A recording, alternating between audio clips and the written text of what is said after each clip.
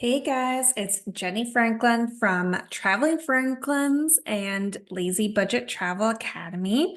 I also have a Facebook group called Lazy Budget Travel Tips, and I have some exciting news. I've done Google Flights tutorials before, but recently Southwest has now been showing on Google Flights. Everyone is super excited about this. I mentioned it in a previous video how I love Google Flights. The only thing is that it doesn't show Southwest, but that is no longer true. So I'm convinced Google Flights is really all you need when you're trying to find the best prices on flights. So let's check it out. Let's go to googleflights.com/travel/flights. I just do usually Google flights and it comes up. And now we are going to start the process of searching for flights. I'm going to keep this at round trip, one person, and economy. Then I'm going to change the airport to Fort Lauderdale and then add in Denver. And then we are going to check out their low fare calendar is what I like to call it. So I love the calendar feature because you can just kind of browse the calendar and see when is the best time to fly price-wise. Now, I see in June we have some green here. I'm going to keep going looking. We have some more green in August. Let's just start with August. I'll start with August 13th to Saturday the 17th, and we'll hit done. And then we'll start our search. All right, so now you can see that they have the filters up here at the top. I love the filters in Google Flights. You can choose how many stops. I always choose nonstop. Yes, nonstops can be more money, but when you consider the amount of time you would need to do a connection, the chances of losing luggage, or I don't ever check a bag, so the luggage isn't the big deal for me. What is a big deal for me is the chances of more going wrong. The more flights you have, the more chance for delays and canceled flights. And we just want to eliminate that. So I'll pay a little bit more. And as you can see, Google Flights is letting us know that if we fly out of Miami instead of Fort Lauderdale, we can see flights starting at $153. So if I wanted, I could just change the airport easily. The next filter is airlines. Now I've selected all airlines, but if you are really specific about the airline that you want to fly, I like to be flexible. I'm a free agent, but if you have a specific airline, then you can go ahead and select that. You can even select the specific alliance as well. If you know that you really like One World because you like flying American or any of the other airlines within the One World Alliance, then you can select that. And then we can see here, yay, Southwest is now one of the airlines. So if you really just wanted to search Southwest, or maybe you wanted to search Southwest and JetBlue, which are the two airlines I fly consistently, you can do that as well. But I like to keep them all because I want to see what the prices are across all of the airlines. And then we have bags. I am team carry-on. I have a post on my blog, Traveling Franklins, about packing a carry-on and why I think it's so important to pack carry-on only. So check that out. But now that I've changed the filters, Google is already giving me other suggestions for flights. So it wants me to change, well, it wants to know if I want to change my airport to Miami, but I'm going to stick with Fort Lauderdale for now. And then we have price. So you can slide this to give yourself, have yourself stick within a budget, which is totally fine. I like to just see what the flights are, so I leave that. Then if you have specific times, now when it comes to finding flights and finding the best price on the flight, I really encourage you to be flexible with all of the times. A lot of times you can find really cheap flights that leave super early in the morning or super late at night. And you're just going to have to weigh the value of your time in that way. So if I can save $100, I'll fly 6 a.m. or I'll fly at 9 p.m. So it's really up to you. And if emissions are important to you, you can filter for that. You can also filter for connecting airports. We are going to do nonstop, so we don't have to worry about that. And then the duration. If you're doing nonstop, then I wouldn't even bother with the duration because nonstop, it's going to be what it's going to be. And then it shows us here tracking prices. So if we want to track the prices for these specific dates or any dates for this specific route, we can go ahead and do that. And I usually do that because even after I book a flight, I want to have the tracking for the prices because if prices go down, I can usually change my flight with no fees and I just have to pay the difference, or I'll get points back, or I'll get a credit. So it's just a really good idea that no matter what, you keep tracking the prices. Next, we'll see the date grid and the price graph. I love the date grid. In the date grid, you can then see at a glance a few days before and after what you've selected, and it'll tell you whether or not there are better dates for better prices, but they may not be the best dates for you, so you really got to look at it.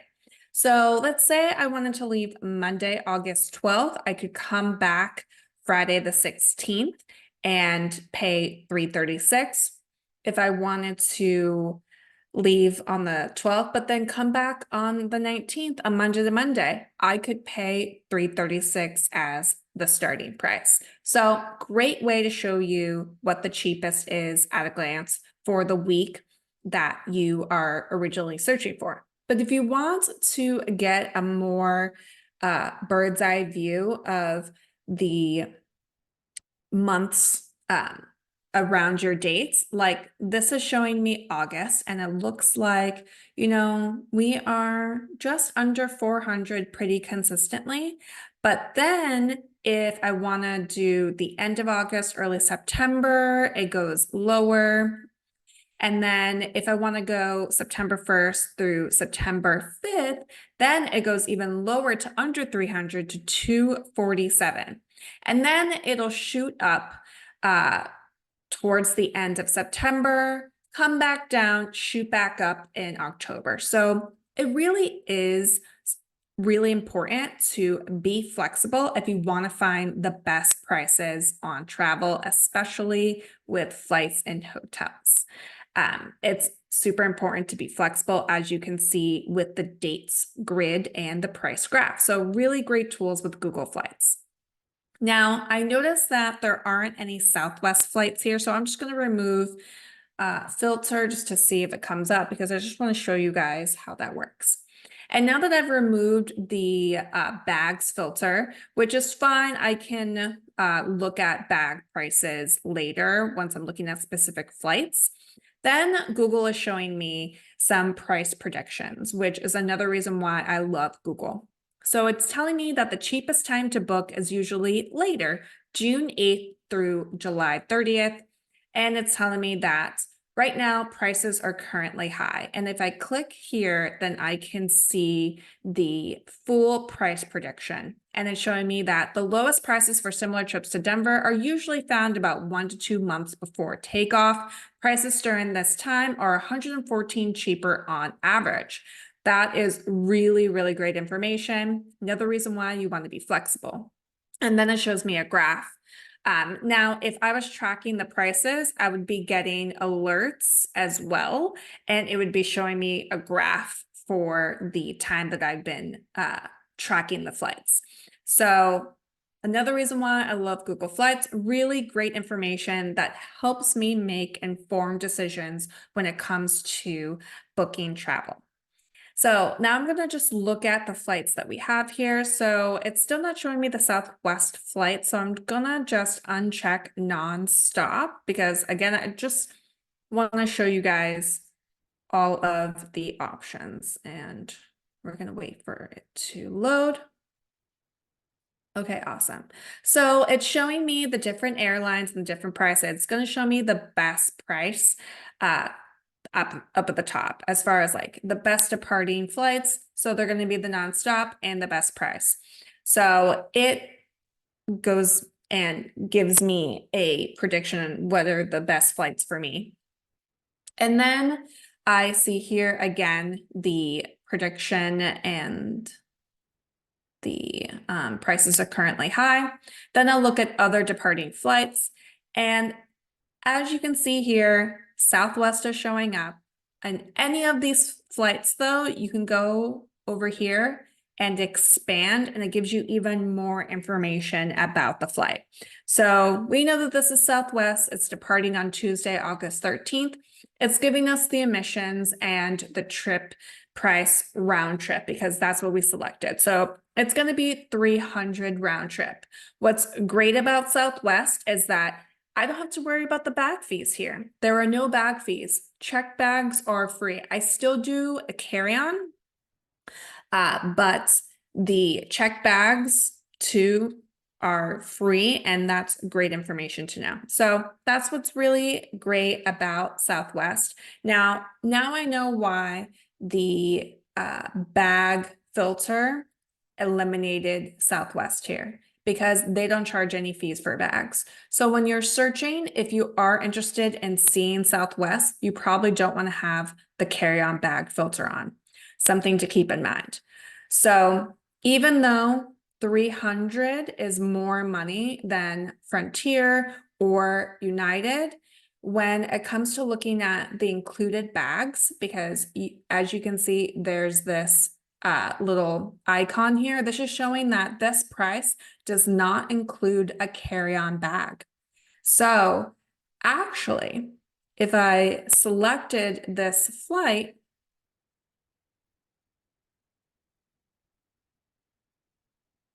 and I'll go ahead and just select a flight again. If I wanted to include bags, I would have to go from basic economy to economy. And it's actually $375 to include bags. And that's including just a carry-on. The first checked bag with United is $80. So in reality, Southwest is actually the better price. So let's go back.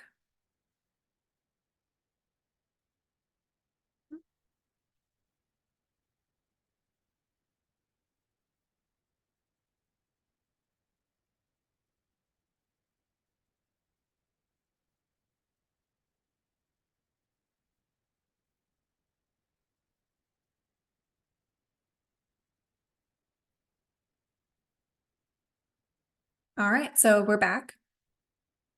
Oh, I think I went back too much. That's deselect the nonstop. All right, so now we're really back. Okay, so as I was mentioning before, it's something to keep in mind now that Southwest is included with Google Flights. Don't have the bag filter on because of the way that Southwest has included all carry-ons, both the first two checked bags for free. You don't want to put on that filter because then it won't show up. So if you are interested in flying Southwest, then you should not have the bag filter on. As far as the stops go, I would still use if you wanted a nonstop flight and it didn't matter whether or not you were flying Southwest, I would go ahead and do the nonstops.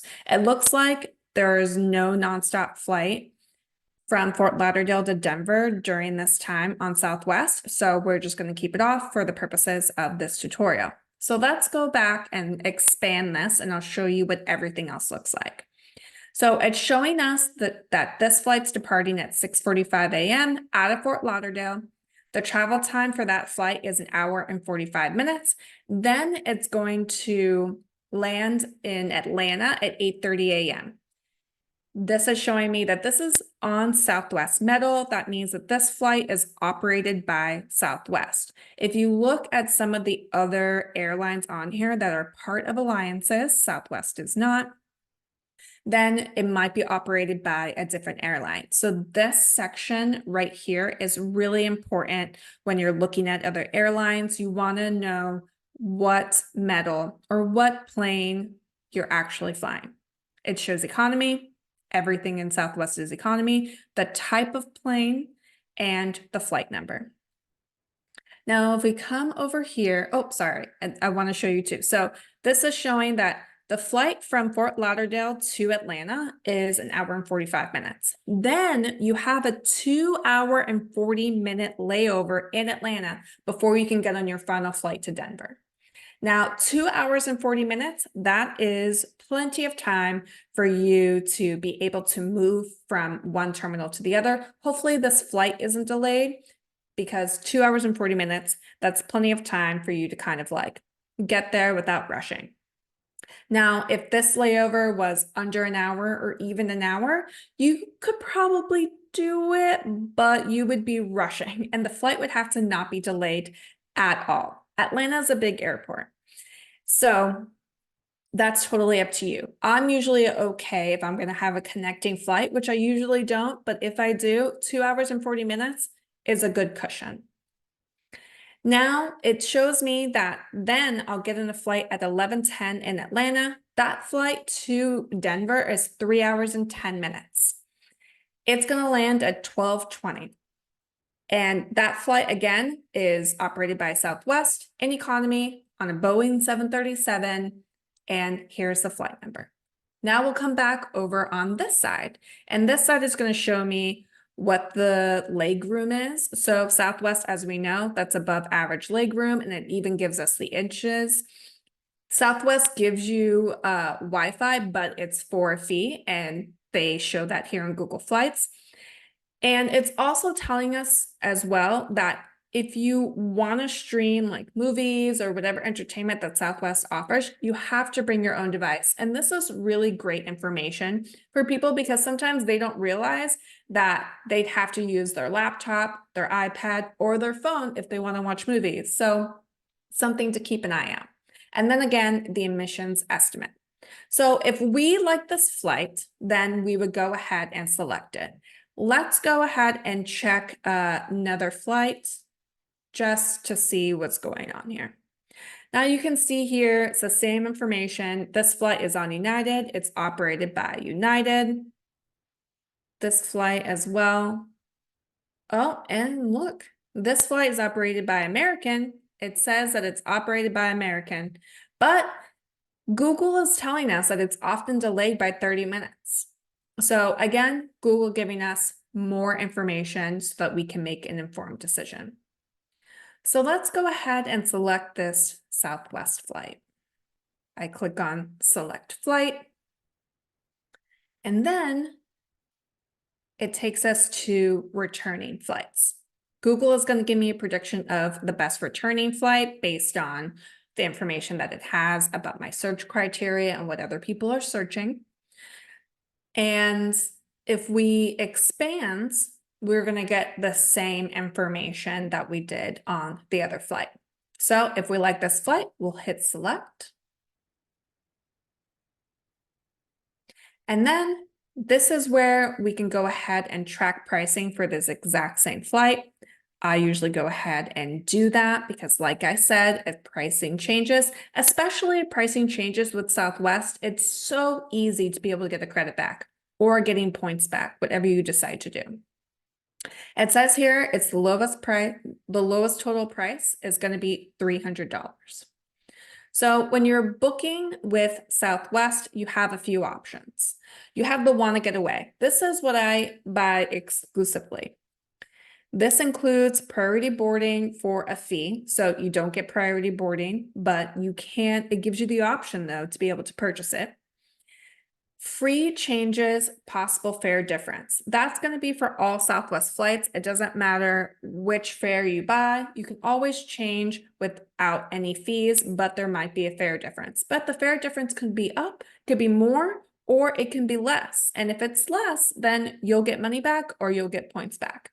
Now, there's no refunds with the Wanna Get Away, but you do get a credit with Southwest, and that never expires. So another great reason to fly Southwest. That flight credit will never expire. So I'm usually fine with this because I'll fly Southwest at some point in my lifetime, since those points are never, or that credit points, whatever, is never going to expire. And then you'll see for all of the fare classes, free carry-on and 2 free checked bags. Now you can look at the other ones like Wanna Get Away Plus. I don't remember exactly what it's going to give you. If I clicked on it, it'll tell me, but I don't remember what's included in it. And then as you keep going, like anytime, it's full refunds. So it's really up to you if you want to guarantee you get priority boarding with this, free changes, but possible fare difference, and then full refund. So if you cancel this, no credit, you get your money back, no questions asked, totally up to you. So it's nice to be able to see all of the fares available at a glance on Google before I click into booking with Southwest directly. And that's what you're going to do with Google Flights. Google Flights is going to aggregate all of the possible flights for you, and then you're going to book it direct with the airline. And that's key. It's not the best idea to book with a third party for several reasons that I outline in another YouTube video that I'll link for you. But it's, that's one of the great things about Google Flights. You're always booking direct. So once I click continue,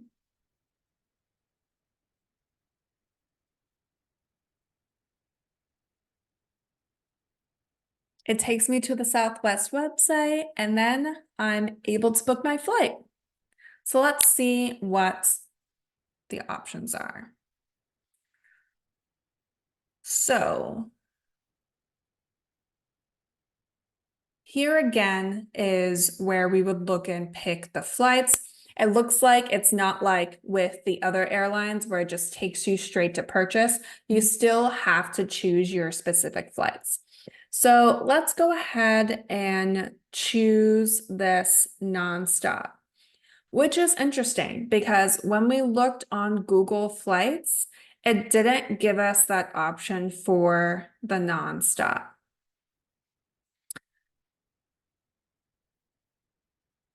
So it is a good thing that it takes us to the website.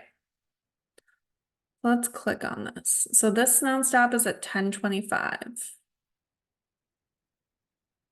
Next flight.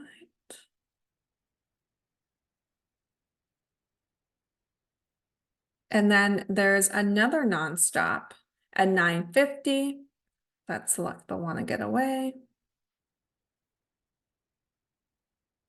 And then click continue.